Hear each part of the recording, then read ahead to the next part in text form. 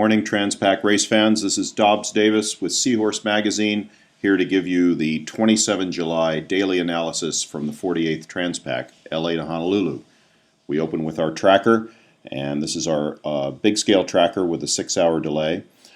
These are the remaining boats out on the race course. Finally, everybody's coming in on final approach to Hawaii. We've got tail end Charlie's out here with Fortissimo, the Japanese 30-foot sport boat, smallest boat in the fleet.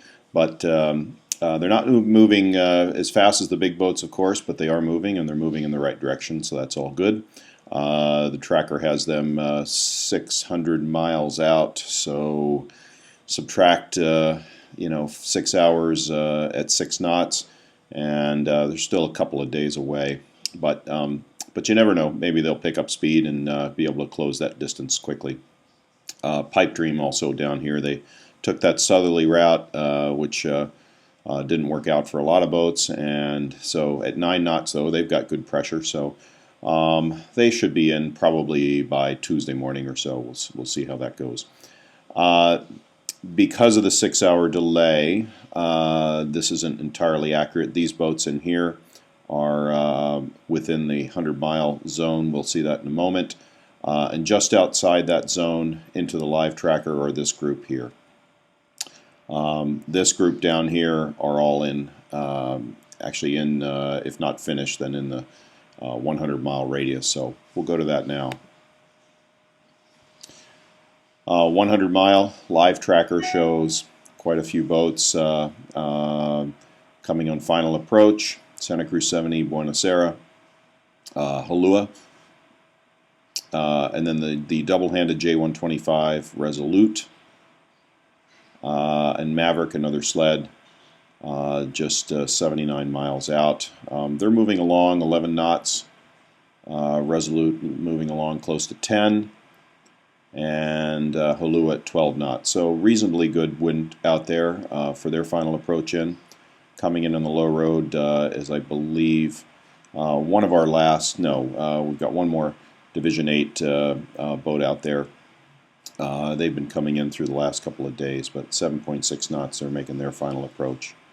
And then Exit Strategy, another Division 8 Aloha Division boat at 6.5 knots. Now, the real story for today, although hopefully the story is ending soon, is the surf. I'll show you a couple of photos from what's happening here at the Alawai Harbor. This photo taken yesterday of Fado coming into the, there we go. This boat is Fado coming in to the Alawai Harbor. Obviously they're not going through that set. The camera angle is skewed around a bit, but this is what the approach looks like from one angle coming into the Alawai Harbor. The waves here were 10 to 15 feet yesterday, high surf warnings. And I've got another fairly dramatic photo shown here. This is what happened to a boat that tried to make it out the night before and didn't make it. So high surf warnings, 10 to 15 feet, forced the race committee to basically close out the harbor. They were not providing any escort service after sunset and until dawn, which is just about now. Here in Honolulu, the waves are just simply too big to make a safe approach into the harbor. So, due to that, I'll move these things back. So I'll just go right to here. Here we go. Because of that, we have a lot of boats that are simply waiting. There were about 12 boats that finished last night. And zooming in, you can see the traffic jam out here, or it will become a traffic jam now that it's dawn and the lights starting to come on the horizon and allowing enough light to see the approach into the Alawai. Maybe I'll zoom in one more time. But all these boats out here, unfortunately, had to wait. So after crossing crossing the Pacific and really working hard to get here. They were told, well, you've got to wait in the queue. We can't let you in.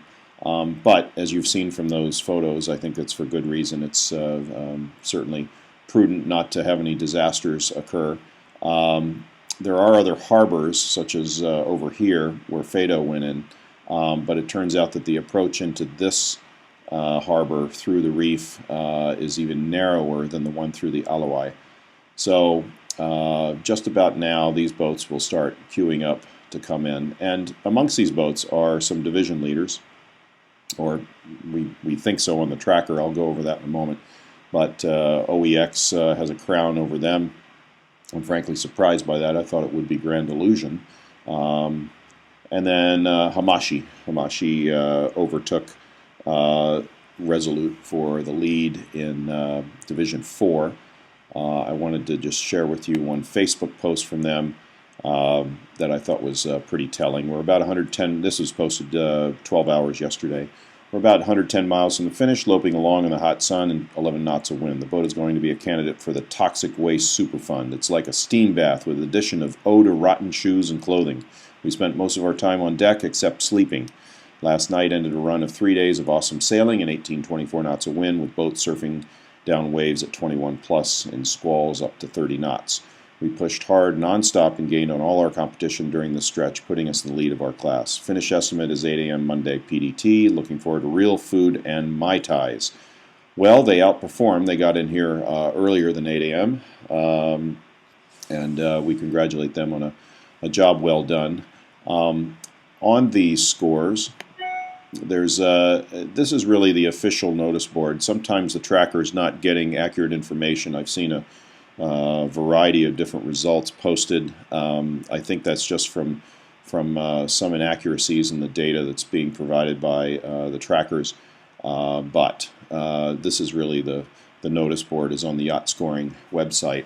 You'll notice that it's not updated. It doesn't have the latest finishes in there. That's because humans have to vet the data. They have to get it from the recording position at the Diamond Head Lighthouse and go through the various channels to make sure that it's correct before it's posted here.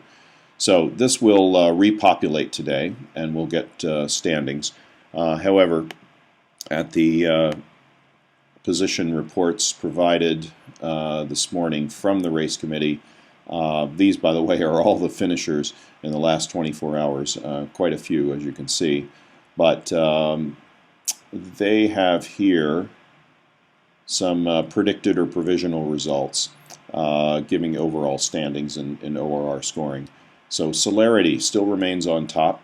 Grand Illusion second. There was hope amongst the locals, because Grand Illusion is a Hawaii-based boat, that they might be able to come in within the corrected time allowance of Celerity. According to this, they didn't quite get it. But again, these are provisional results. So Grand Illusion, Paiwacket, Bolt, Buena Sera, Holua, Destroyer, OEX, etc. I'm more inclined to go with these results than what's on the tracker, because again, some of the inaccuracies that we've seen in that system. But the tracker is still an awesome tool, and is giving us information that we would otherwise never be able to get in any easy way. So thanks to the folks at Yellow Brick for providing that. Last part of the show is, of course, weather, and what that looks like here for the remaining 24 hours as probably about a dozen boats start making their final approach into the islands. This is the Euro model. It is current about now. It shows a shift from east to southeast in the wind directions, as you can see here. So final approach is coming in for anybody from the south is good, because they've got a little bit more pressure, but of course the angle favors those coming in from the north. And then a big lees, as you can see, to leeward of the islands themselves. If we go forward a little bit in time, we can see that this is going to be for late tonight. The breeze increases and it looks very good. However, we go a little bit further. Actually, that's quite good as well. I think I was looking further out.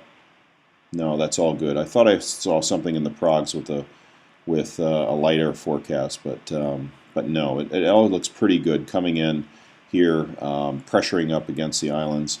So those making final approaches will have good, solid trade winds into the finish. So that's our report for today, the 27th July, Monday, here in Hawaii for the 48th biennial Transpac. I invite you to join us again tomorrow. I'm Dobbs Davis with Seahorse Magazine, here for Monday, 27 July.